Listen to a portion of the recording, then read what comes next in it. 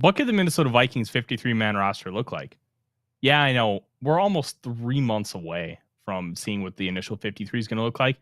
But after the offseason programs have finished, let's kind of take a look at it. Let's see who's impressed. Let's see where things stand at each position and talk about a few position battles that could be really pivotal in deciding the 53-man roster. We're going to talk about all that and more and talk briefly about this J.J. McCarthy holdout. We'll discuss all that here on the Real Forno Show.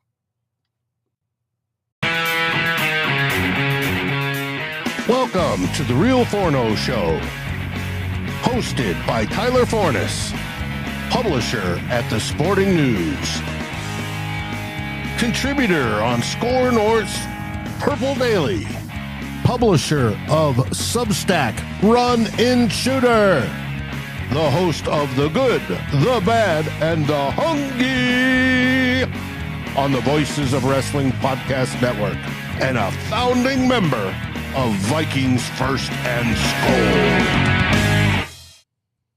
Welcome, ladies and gentlemen, to another episode of The Real Forno Show. I'm your host, Tyler Forness. With me, as always, top right corner, he's producer Dave. And Dave, as we start off this show, we're going to get to the 53-man roster, but I think we need to talk first about this J.J. McCarthy hold-on nonsense. And I think it's both nonsense and legitimate at the same time. And I don't think there's anything that we need to worry about until we're told that we have to worry about it. So how this all started is we had a Twitter insider, Pretty Ricky, pop up around the NFL draft that was getting things right. And not everything is perfect, but it was clear that he had some sort of in. And he was also the one that said that Justin Jefferson was going to get that extension Monday morning, an hour before it happened, and had the guarantees over $100 million. He was right. So when he tweets something about the Vikings, fans like to take it seriously. And it's hard to blame him because there is a track record of success. Now, it's not flawless, but it's important to know that there has been success with his predictions. So according to Pretty Ricky, he was talking about the fact that J.J. McCarthy might hold out because he wants all of his signing bonus at once. And that's not something the Vikings have ever done. It's starting to become precedent for top quarterbacks and top picks. Trevor Lawrence got it. I believe Zach Wilson got it. CJ Stroud signed 2 days before training camp. He got it. And Travon Walker, the first overall pick in 2022, a defensive end, got it as well. So here's essentially what that means. The Vikings will have to put J.J. McCarthy's whole contract amount in escrow, no matter what, because it's like if it's guaranteed money, you got to put it away.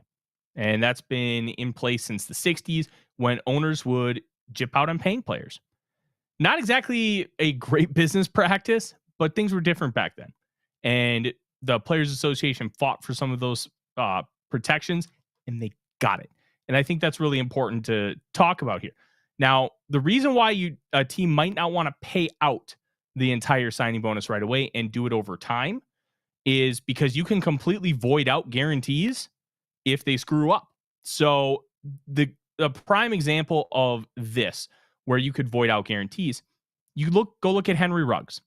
Henry Ruggs, 12th overall pick, 2021 NFL draft, and he was a very, very good receiver. Maybe it was the 2020 NFL draft. Yeah, because Judy and Ruggs came out the same year. That was the same year that Jefferson came out. Anyways, that part doesn't matter too much. But he had a fully guaranteed contract like everybody else that gets picked in the first round. But he also killed somebody in a vehicular manslaughter case, pled guilty, and is serving 3.5 to 10 years in prison. When something like that happens, you can fully void out all the guarantees in a contract because that's something that you can terminate with cause. And I think that's an important thing to note here. Now, what a team will do is they'll defer some of that signing bonus payment where you'll you'll pay it in multiple parts. Usually it's like 2 or 3, but a signing bonus that large, because J.J. McCarthy's is going to be in the neighborhood of, I think, like $12 to $15 million. It gives the team a little bit of extra protection. And all the player has to do is not get in legal trouble. That's it. Don't do something stupid. and make sure you show up to mandatory training camp, because Rashad Bateman for the Baltimore Ravens became ineligible for his 5th-year option. Why? Because he showed up 2 days late to training camp. Now, there was medical reason, but the logistics behind it all, he was ineligible to get 3rd-year option because he wasn't a fully vested veteran. It's a whole thing. But basically, if you just do the right things and be a good person, you'll get all your money. That's all you have to do. Even if you stink on the field and they cut you, they still got to pay you that money. But if they've already paid it to you, there's very little recourse about getting the money back. So if the Raiders had paid Henry Ruggs every cent that he was guaranteed, they would have to try and get it back. Now, if he retires, there's recourse on getting it back. Chris Borland, linebacker drafted out of Wisconsin back in, I want to say 07, 08, 09, somewhere in there. He played 1 year for the 49ers as a 3rd-round pick, looked really promising next to Patrick Willis, and retired because of all the concussion stuff. And he's just I don't want to deal with this. They went after the rest of the signing bonus, the last 3 years of it, because he didn't end up playing. And I think he ended up paying it back. So that matters here. And the Vikings are just doing their due diligence as a business, because that's the one thing we don't necessarily think about. These teams are businesses. They have to do what's right for the bottom line as much as they're doing right by the players. Now, they're not doing anything wrong by the players by deferring the payments out, because the expectation is, I took you, we vetted you, we think you're going to be an upstanding citizen. But stuff happens, man. Stuff happens. And this is just one way to protect the business. So will J.J. McCarthy want to hold out? I have no idea. Will the Vikings modify their business practice? Well, they did so for Justin Jefferson. They did so for T.J. Hawkinson. I would guess, Dave. They did so for Kirk Cousins 6 years ago. Yep. I would guess that they're going to do the same if J.J. McCarthy wants his entire signing bonus up front. To me, it's a non-story right now. However, and I know there's some chatting in the comments earlier, I will say that if this does come out that McCarthy's adamant about it and the Vikings aren't budging, and that is at the point where we can be concerned. Be like, okay, how long is he going to hold out? Because there have been holdouts. Joey Bosa held out almost an entire month because he was looking at not getting offset language. So what offset language is, if you stink, if you're guaranteed $30 million and you stink. So I think Lewis Seen would be a good representative here. He's got a fully guaranteed contract. If the Vikings don't keep him on the active roster, they still owe him the remainder of the contract. They have to pay it, and that's going to be a salary cap hit, which is a big reason why he may be on the roster, even if he doesn't necessarily earn it, because it's a significant amount of money. But there's a thing called offset language, where if you get cut and then you don't get claimed on waivers, somebody claims you on waivers, they pick up the rest of your contract. It's just like a trade. But if nobody claims you, and then let's say the Eagles sign him to the vet minimum, let's call the vet minimum $1 million. Offset language will mean that the Vikings have to get to pay him $1 million less. And they get to save money that way. The player gets the same amount no matter what. But without that offset language, the player can collect all the money from the Vikings, and then they can collect from their new team as well. The offset language is why Russell Wilson is making $1.25 million from the Pittsburgh Steelers, because the Denver Broncos are paying him almost $40 million. So those things are why holdouts are still happening, not because they're debating like, oh, I should get $2 more million. All that is slotted. It's about the offset language in case something happens, in case the player is bad and gets cut, in case the player makes a life-altering mistake like Henry Ruggs did. These are situations that as a business, you have to consider. These are situations that as an agent, you have to consider. You don't ever think they're going to happen, but it's like owning insurance on your house.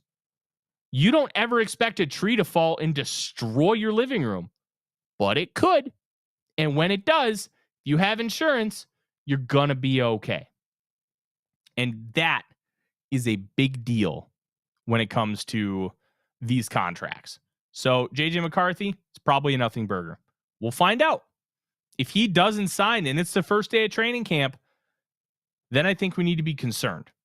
But right now, take a deep breath. I think it's going to be okay. What do you think, Dave? Well, first off, Delton asked if there was any examples. Delton, you came in a little bit late. Yes, Tyler listed a whole bunch of them off.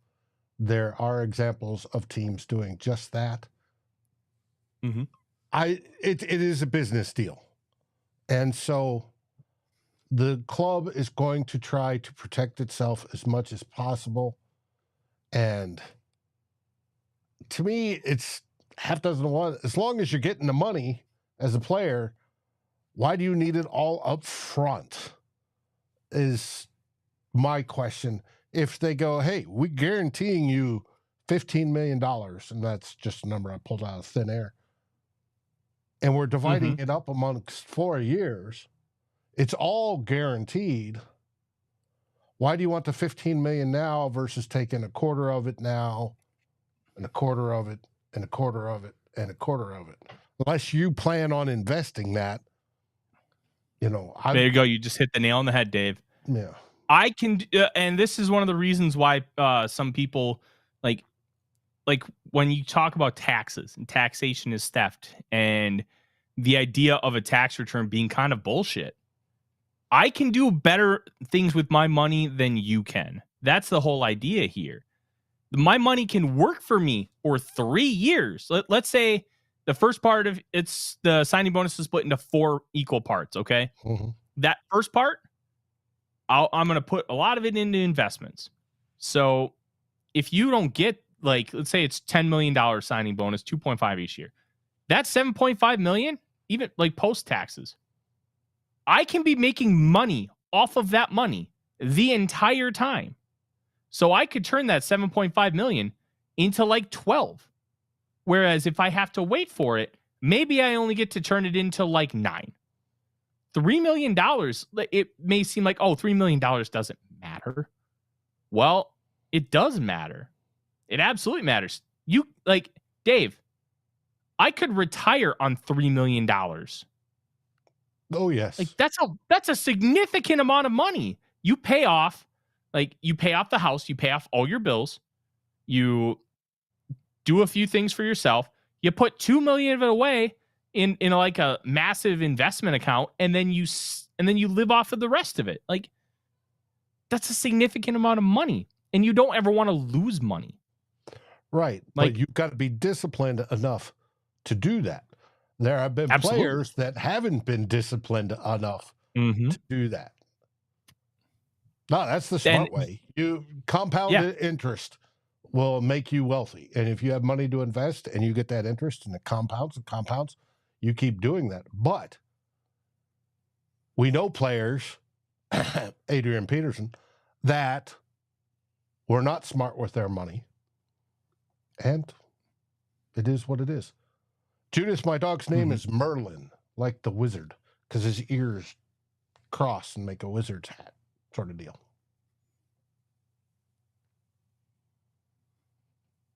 There we go. All right. So we'll keep an eye on the JJ McCarthy stuff. Now, as Brian asked, the 53-man roster, please. Let's talk about it. I have not given any of my at this moment predictions yet. So one of the reasons why I haven't told Dave is it creates better discussion. So this is, if things were to go down right now, what would they look like? And I think that's an important factor here. What would they look like if things happened, if the 53-man roster is made right now? Okay. So predicting the 53, quarterback. We're just going quarterback down to specialists, okay? I have 3 quarterbacks: Sam Darnold, JJ McCarthy, and Jaron Hall. I am under the impression and belief that JJ McCarthy is going to prove that he can be quarterback too. We've talked about this before. And then you have to pick between Mullins and Jaren Hall. And I think Mullins is easily tradable, and you can continue to develop Jaren Hall. Will Jaren Hall become anything? Who knows? The answer is probably no. But you have him on a cheap contract. You can have 3 quarterbacks. Nick Mullins is going to cost you over $2 million in the cap. Saves you $1.8 million in cap space if you move on from him. If you keep a rookie free agent like a Gabriel Murphy, as they mentioned in the chat, it's a $1 million cap savings if you keep someone like that over Nick Mullins. That's not nothing. And I think a team will be willing to give you a draft pick for Nick Mullins, just like the Vikings did. They gave up a 2025 7th to get him.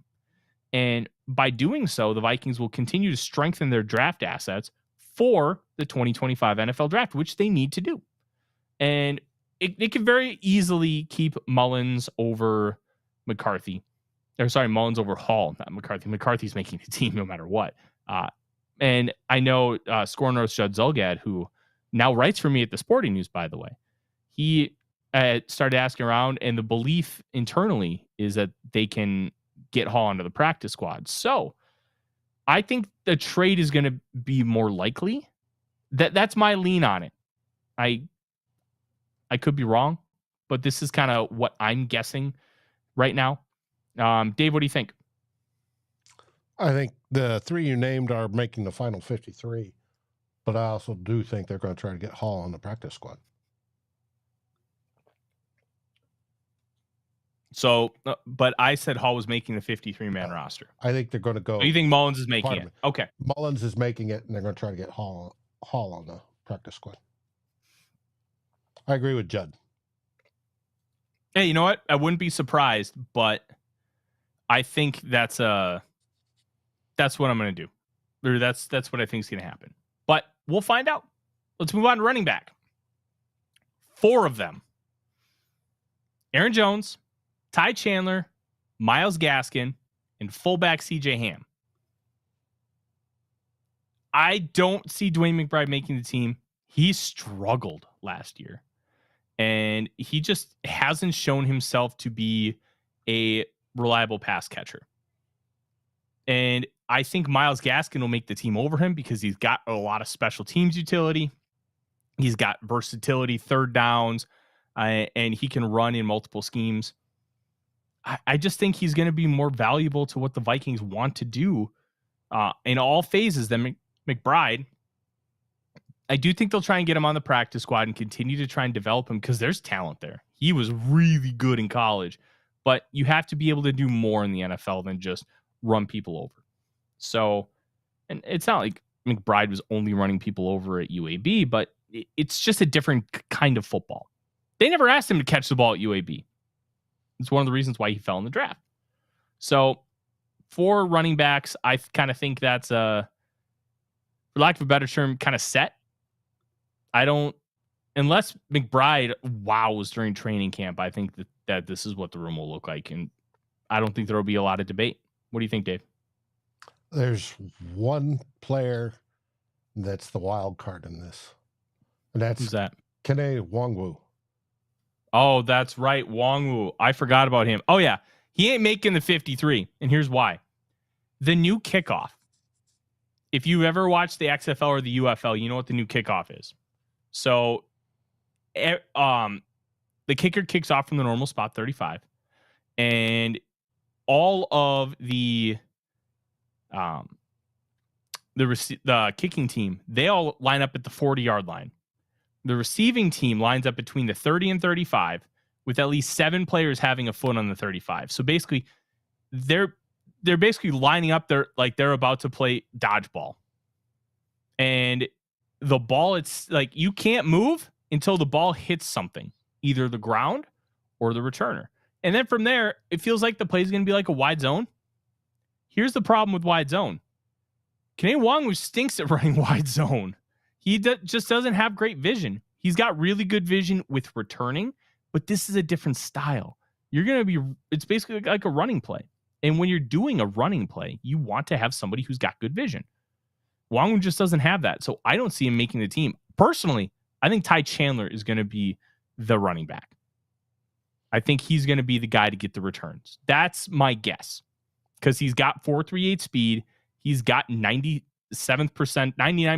percentile quickness with that 10-yard split. And he knows how to read wide zone. He knows how to read it well. Well, I think it's fascinating because we have not seen a single kickoff return so far that's been available to the public from the Minnesota Vikings. They're keeping that top secret. They aren't the only ones. Judd's seen punts. He's seen field goal attempts, but not kickoff returns. And that is interesting because Kenne's a good kickoff returner. The dude could fly.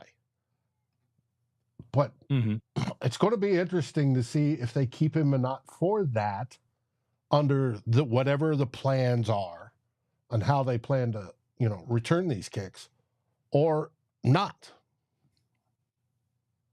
Yeah, it's going to be interesting. I do want to point something out because when I was scrolling through the internet, like I always do, because some of my job is just keeping up to date on things. The Packers practice that in front of media. It's the first I've seen any media talk about it. And what they talked about, it was Andy Herman. He covers the Packers. I'm not sure what platform he is, but he's one of their good beat writers. He's pretty even keel and straightforward. He's not like Aaron Nagler. He's got a bit. His bit is to be a fanboy. And he's very good at it. He's a really smart guy, but he's pandering to a very passionate fan base. That's his job. So when it comes to like straight news, Andy Herman is one of the best coming from that Packers beat. And he said that they were practicing squib kicks. So that's interesting because the ball has to hit in that landing zone between the 20 and the 0, the goal line. But once that ball hits, Dave, everybody can move. So if you hit that ball like at the 19-yard line and it bounces just right,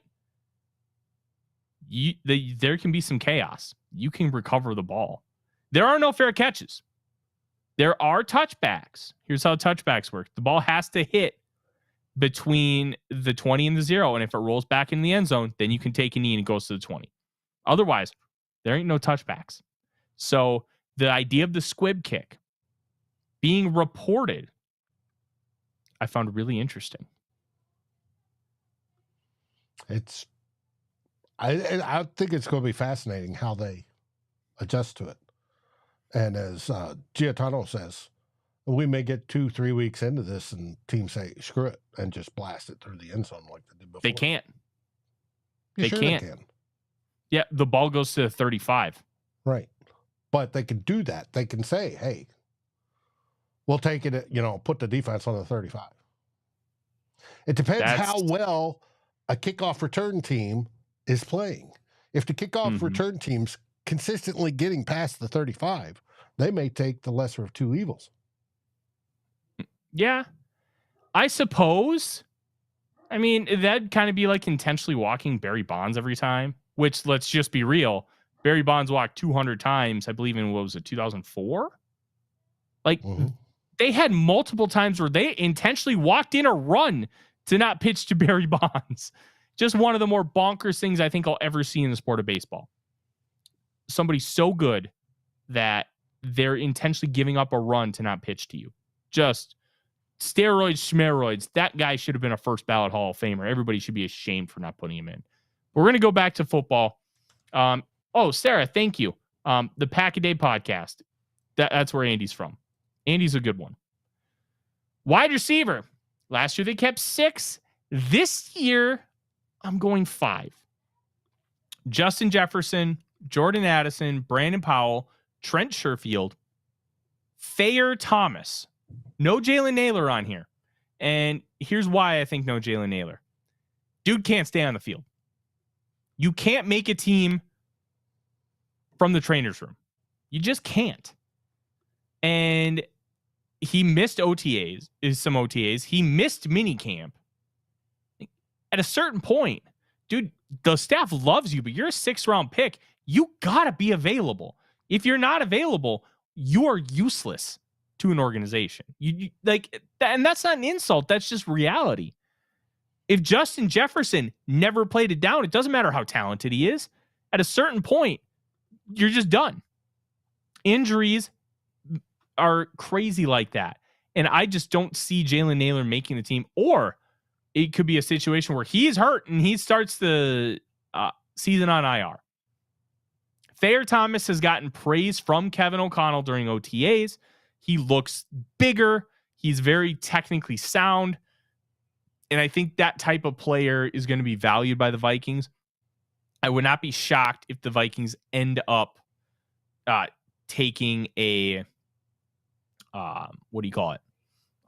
keeping a sixth wide receiver. I just don't know who that would be. I thought I had Ty James on my initial projections. I've heard nothing about Ty James during this process. I like Ty James. I think he's got a good, a good chance to make some waves, but he's also coming from FCS. He may have to do like the Adam Thielen route. And this isn't like a 1-to-1 Thielen comp, but practice squad, earn your way into the team the next year, and then try to make things happen. But yeah, the wide receiver one was one of the harder ones to predict, especially considering where I had everybody else on the roster. Because remember, last year they kept only 8 offensive linemen initially. That number was 10 within 48 hours. So I'm having them keep 10, which eliminated one of my wide receiver spots. Well, did you hear KOC today? He talked about the wide receivers, the bottom end of that roster. He talked about Naylor, and he talked about Lucky Jackson, and he talked about Sherfield. I heard he talked about Sherfield. I haven't worked my entire way through the press conference because I've been doing a lot of different things. And there was the interview on SKOL North.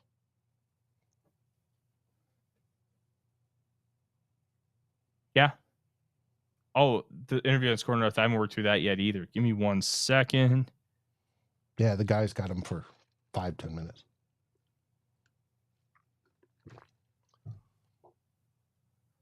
That's awesome. Okay. Tight end. Tight end's going to be confusing, so I want you guys to kind of listen up. We're keeping 5. Only 3 are going to officially count on the roster.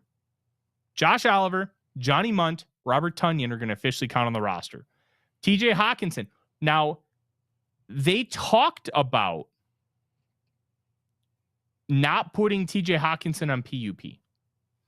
Here's kind of what that means. You can't practice if you're on PUP. And you also don't count as a roster spot.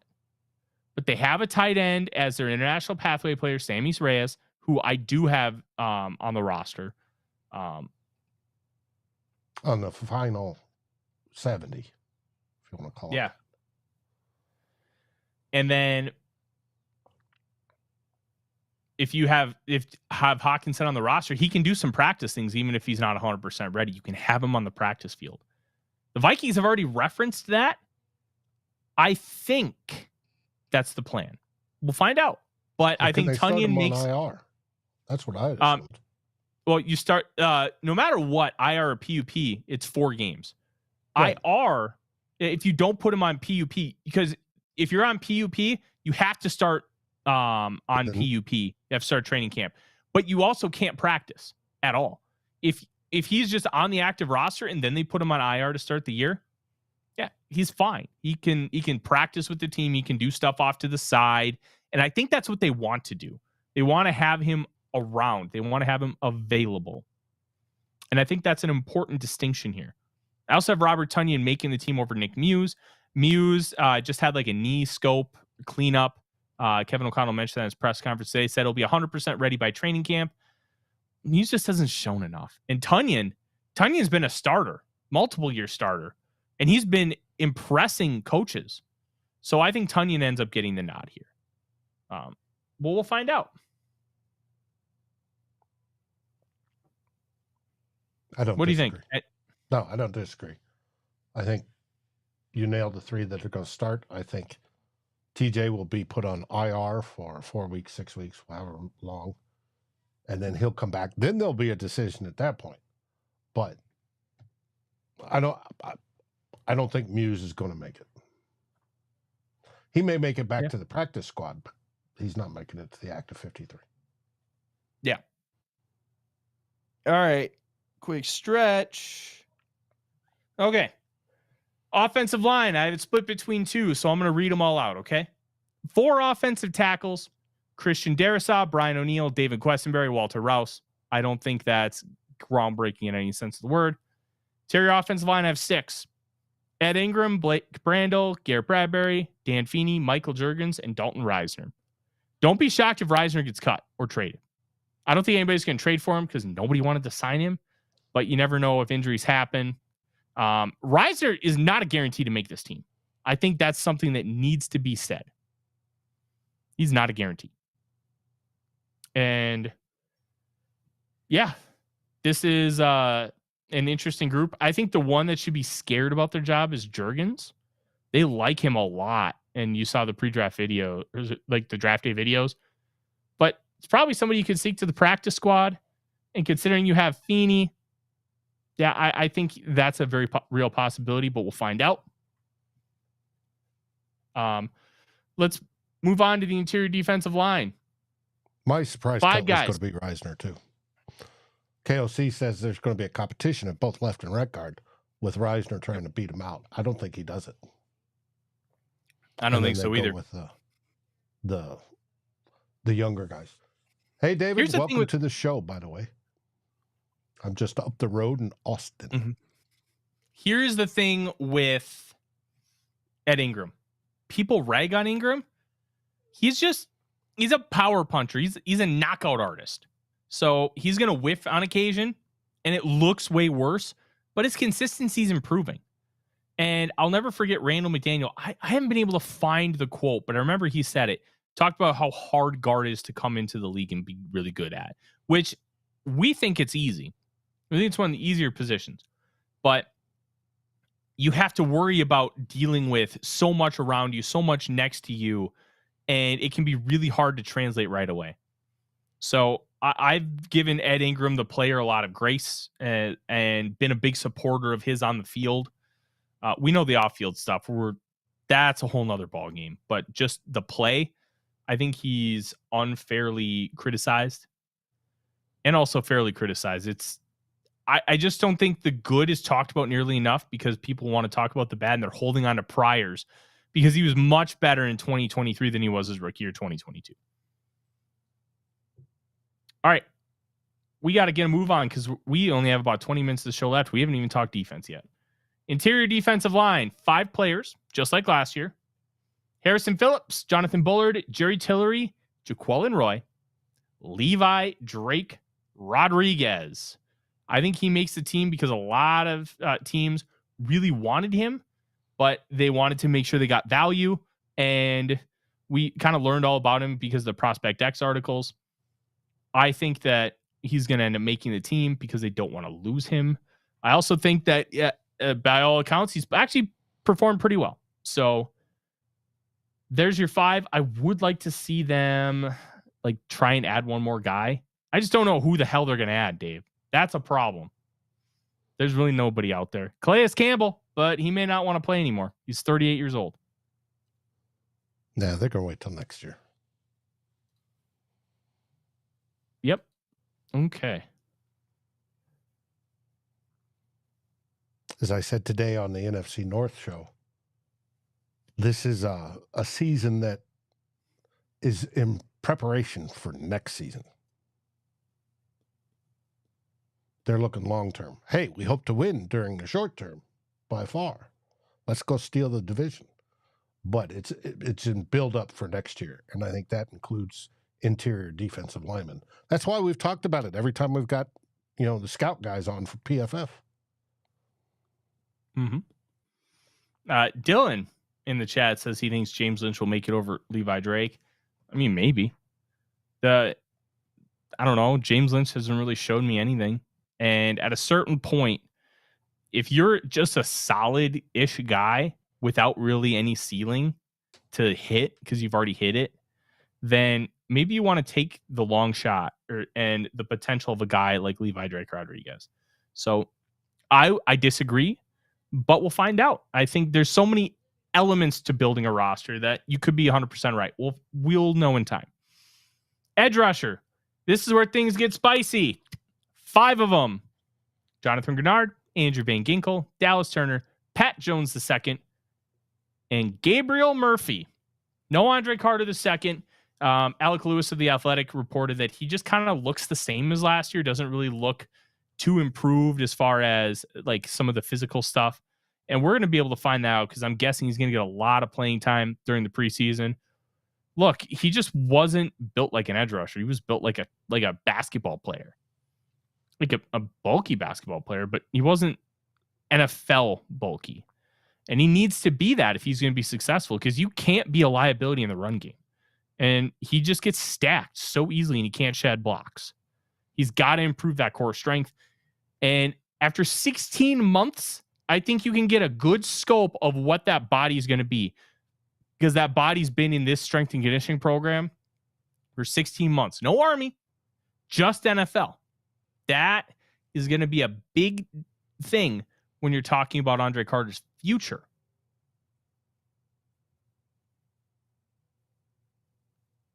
Yeah. What do you think? I'm not disagreeing. Jones probably not. He definitely above the second lieutenant. And now we're going to look at Van Ginkel, Turner on one side, the other side locked in Grenard.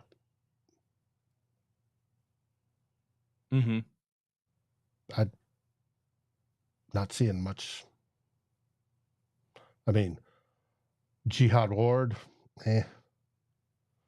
Gabriel Murphy, maybe. Yeah. Ward is, if you're going to be edge 5, I'd rather take the guy with upside than Ward. Ward is just a jag. He's just another guy. Jones is so solid. He's not going to be a disaster. I don't think he's ever going to be really good, but he's just a solid hand. And I think that's really valuable as edge 4, where you can just trust him. I put you in the game. I trust you. And I think that's what we're going to have with Pat Jones. And that's why I have him making the team. But if Carter takes a step and you can trust him to be edge 4, then I think Jones's job is in real jeopardy. We'll find out. But that's kind of how I see it at the moment. What did you say about Murphy? I haven't said anything about Murphy, actually. I think he's got a lot of explosiveness to him. I think that they're going to be able to mitigate some of the arm length issues. And as a 5th edge rusher, I think he could easily be more valuable than Andre Carter, because he already has an NFL body, like muscle mass wise, explosiveness. He just doesn't have the arm length. That's really his only deterrent, Dave, is short arms. That can be a major deterrent, but I think he can mitigate some of that. We'll find out how much, but I do like the prospects of Gabriel Murphy long-term. All right. We've got a few positions left. Let's move on to inside linebacker. 4 of them. This one's going to be pretty chalk. Blake Cashman, Ivan Pace Jr., Brian Asamoah II, Camus Grugier-Hill. Dallas Gant is somebody that could push for this job, but I think it's going to be really hard for him. Same with Bo Richter. They're going to have to be special teams mavens, which is what inside linebacker is. Grugier-Hill is a special teams maven. And we already have like a pure special teamer on the roster in Najee Thompson. So are they going to want to have another one? I think that's a really interesting paradigm, really interesting thing to talk about. I would say no. But if one of those linebackers ends up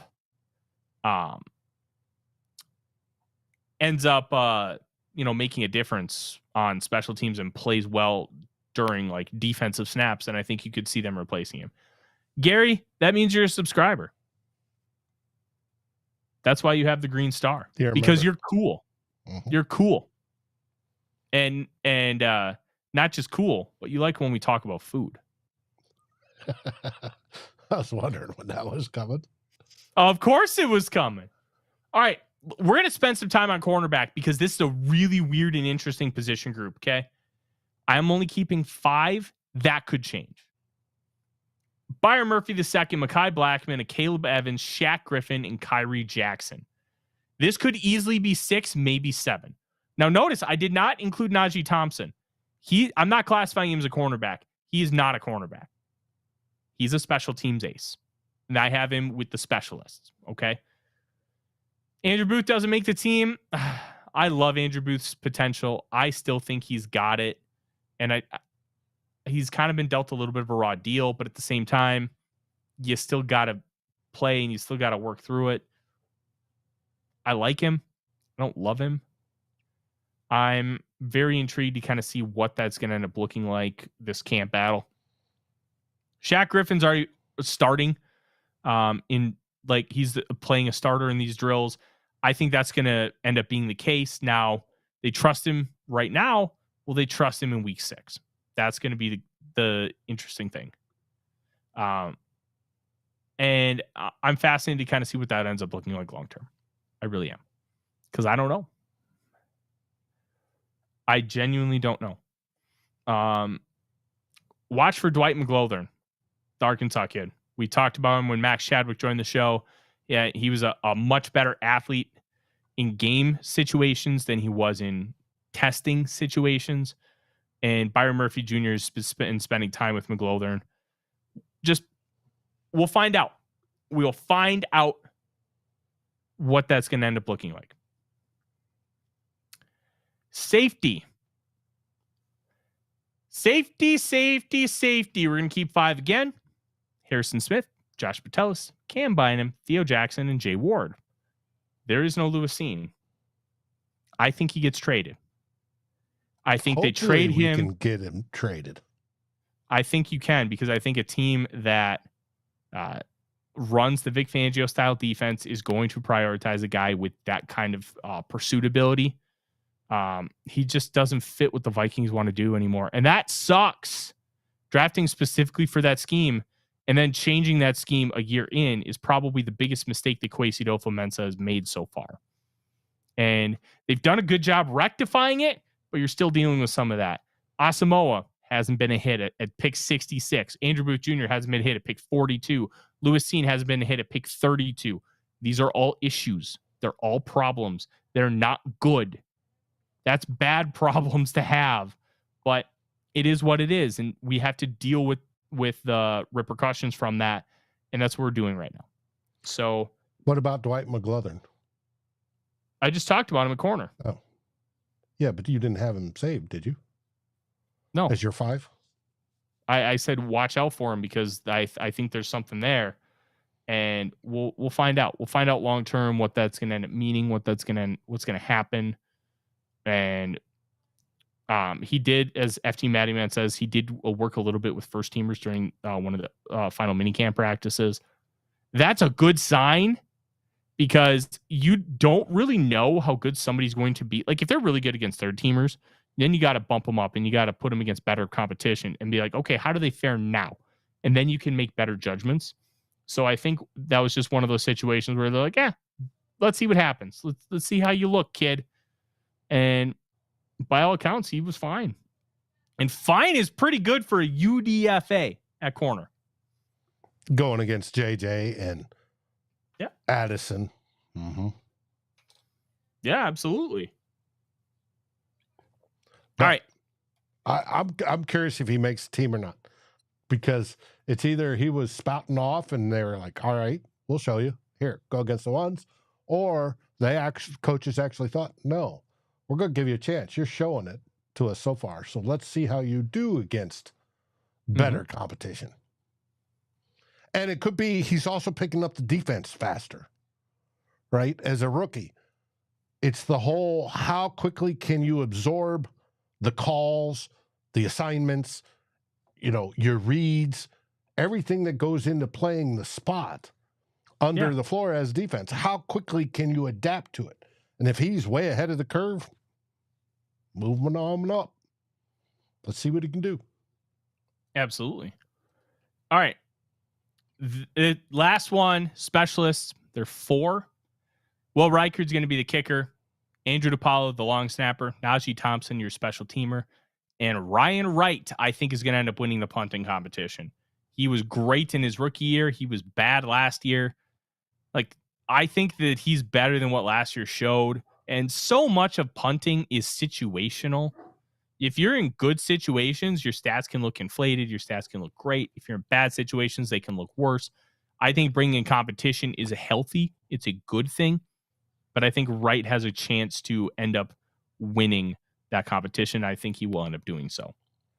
Well, from everything I'm hearing, Seth Vernon is knocking it out of the park. Much better. He's looking much better than Wright, Mr. Wright is. And that Wright will get cut, and it'll be Vernon's job. We'll find out. We'll find out throughout the course of training camp. They made the decision with Ryan Wright 2 years ago. I think it was like April 20th, 21st. Mm-hmm. And I think that's likely to happen again, because then you can bring in somebody else for a different position, give them a run in that final preseason game, and then you can make some other more informed decisions and keep a guy that probably shouldn't be playing off of the field. And I think that's important as well. Now, with Vernon, he's got to prove it with holding the snap on field goals. That's another big factor, because we don't necessarily think about him. We don't necessarily think about all the other responsibilities that a punter has. Holding is a huge one. It's a big deal. Changing holders is not nothing. It's a big deal to change holders because it disrupts chemistry. Like, there's a trust factor. I have to trust that you're going to get that ball held. You're going to get that ball held and in the right spot so I can kick it. And the right timing. It's also a timing thing. How long does it take him to, spin the ball, do all that sort of thing? It's very, very important. Oh, yeah, Brian Feeney will be the backup center. Yep. If Jurgens makes the roster, he can also play center too. So, but that's the 53. We'd love to hear what you guys think in the comments. I know you guys have been talking all night in the live chat, and I greatly appreciate all of you. But if you're listening, let's hear what you have to say. Give us a 5-star review and throw in there, hey, what did you think of this 53-man roster? If you're watching on YouTube, hit that like button, subscribe, throw in the comments. What do you think? Where do you think I'm going to be wrong? Where do you think I'm going to be right? And I'm talking about those outliers. Of course, Justin Jefferson's making the team, but will Thayer Thomas make the team? Is Jalen Naylor not going to make the team? Like, stuff like that. I want to hear what you have to say. That is all for tonight's show. We're going to be back on Monday. I don't know what the topic's going to be yet. I'm not sure. We'll talk about something, and we'll have fun doing it. And we'll be back Wednesday as well. And in between then, Dave's going to have 2 old bloggers. Did you guys change to 5?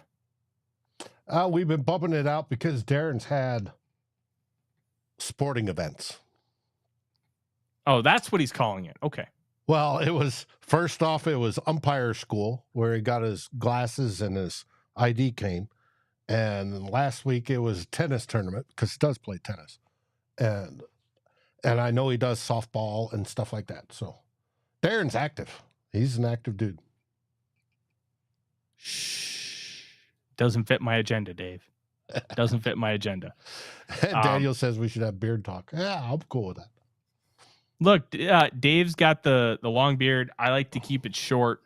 If you look on my cheeks, I don't really have anything growing on the cheeks. It's pretty patchy, but I have like the nice chin strap and the neck grows really nice. And then so does this. So I just keep that. If I trim it all off, I look like a baby. We're not doing that. My wife has never seen me without facial hair, and I'm going to keep it that way for a while. Sorry, babe. I'm not doing it. And with that being said, thank you guys for watching. Like, comment, subscribe, do all the fun things. We are almost at 4,000 YouTube subscribers, Dave. Almost. 4,000. Almost. We've only been doing this 15 40. months. Yeah. Mm-hmm. Help us get to 4,000. Like, comment, subscribe, tell your friends. And we're going to be with you guys all off season. If I get something I really want to talk about, I'm going to throw a podcast or 2 up extra on the podcast feed. So you're going to want to make sure that you check that out. We're going to have some stuff unique to YouTube and podcasts. So don't worry about you're going to want to make sure you're subscribed to both. And until next time, I'm Tyler. He's Dave. SKOL Vikings, baby. SKOL Vikings. Like, subscribe, and ring the bell to get notifications. It helps us grow this community that we all love, our Minnesota Vikings. And on behalf of Tyler Forness and myself, Dave Stefano, thank you so dearly for watching The Real Forno Show. SKOL, everyone!